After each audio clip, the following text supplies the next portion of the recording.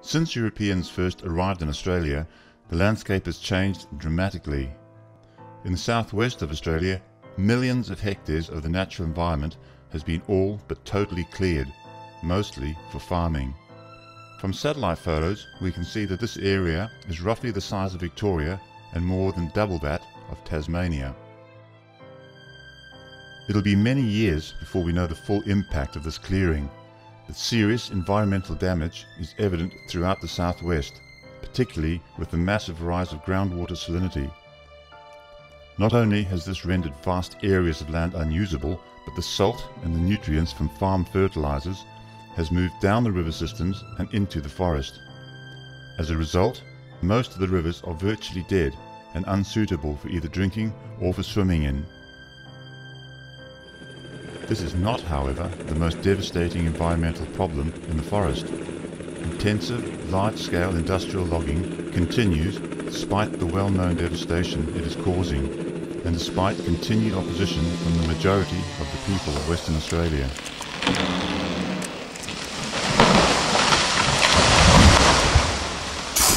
Government support for the native forest logging industry is seeing the forest rapidly being turned into a tree farm, often favouring just one species.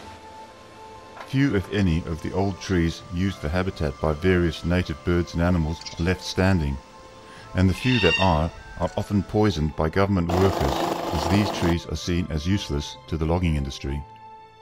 The list of damage done by logging is endless, but most significant is the threat to already endangered fauna and flora. The threat to native flora comes from the clearing of native vegetation and the compaction of the soil by 30-ton logging machines.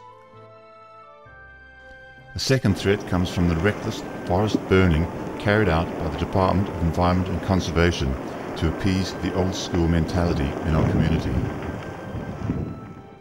These fires also wreak havoc on wildlife, leaving countless thousands every year victims of a cruel and agonizing death. The government tells us that their logging and fire regimes are all scientifically based, but that is what they said when they cleared the wheat belt, a science that not only saw the upheaval of the traditional Aboriginal owners of the land, but saw an endlessly growing area of land rendered useless through salination, and most of the rivers flowing from the area poisoned by salt and phosphate and thus blue-green algae. Methods for responsible farm management are well established, as are the means to fix the rivers. It is also well established that we have more than enough plantation timber to supply all our timber needs without having to destroy more native forest. The only reason we currently need to import timber from overseas is because we are selling enormous amounts of both plantation and native forest wood to overseas industries, usually for low-grade products such as wood chip, which is used to make cardboard. For the government to keep propping up a financially non-viable native forest logging industry and ignore the environmental health problems of the southwest is an atrocity against nature. They say a country gets the government it deserves.